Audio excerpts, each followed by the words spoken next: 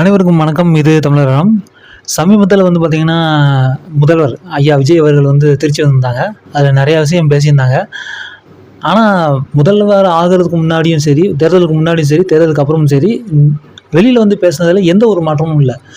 ஒரு தேர்தல் பிரச்சாரத்துக்கு எப்படி வராங்களோ அதே மாதிரி தான் தேர்தல் பிரச்சாரம் மாதிரி தான் பேசியிருந்தாங்க. நான் நினைக்கிறேன் இது வருகிற இடைத்தேர்தலுக்காண்டி இந்த பிரச்சாரம் பண்ணதுக்காண்டி வந்திருக்காங்கன்னு நினைக்கிறேன்.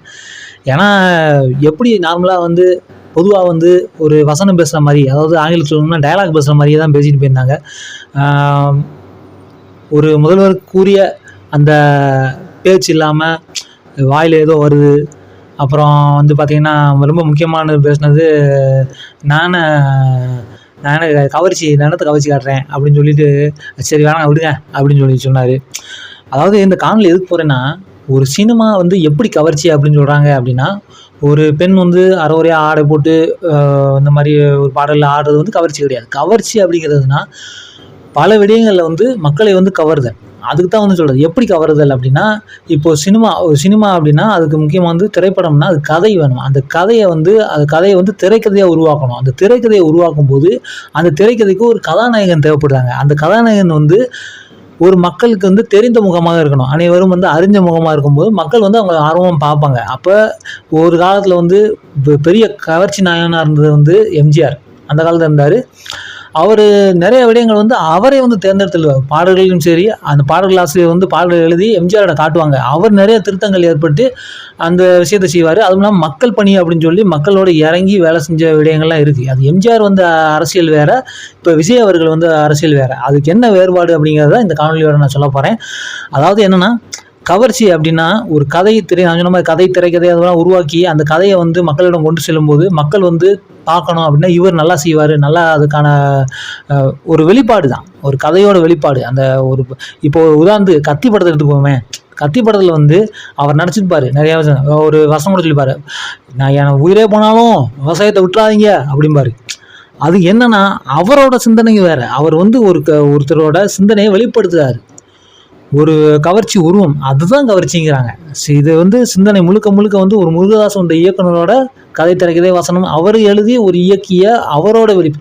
ஏன்னா அவர் உருவம் வாரியாக ஒரு மக்கள் பேசினார், ஒரு சண்டை காட்சி நடிக்கிறாரு அப்படின்னா அந்த உருவம் ஏற்றக்கூடிய உருவமாக இருக்காது. ஏன்னா அவரோட சிந்தனைகள் அவர் உடலோடு ஒத்துப்போகாது. அந்த சிந்தனைக்கு ஒரு உருவம் தேவைப்படுது. அப்படி அந்த உருவம் தான் ஐயா விஜய் அவர்கள். அதனால அவர் ஒரு படத்தில் அதே மாதிரி சர்க்காரில் பேசியிருப்பார், ஒரு அரசியலை பற்றி பேசியிருப்பார். நான் எப்படி டக்குன்னு இப்போயுமே சரி, இப்போ அரசியலுக்கு வந்த பிறகு வெளியில் பிரச்சாரம் பேசும்போது அவருக்குன்னு ஒரு விடயம் எழுதி கொடுத்துருக்கு, அதை பார்த்து தான் பேசுகிறார்.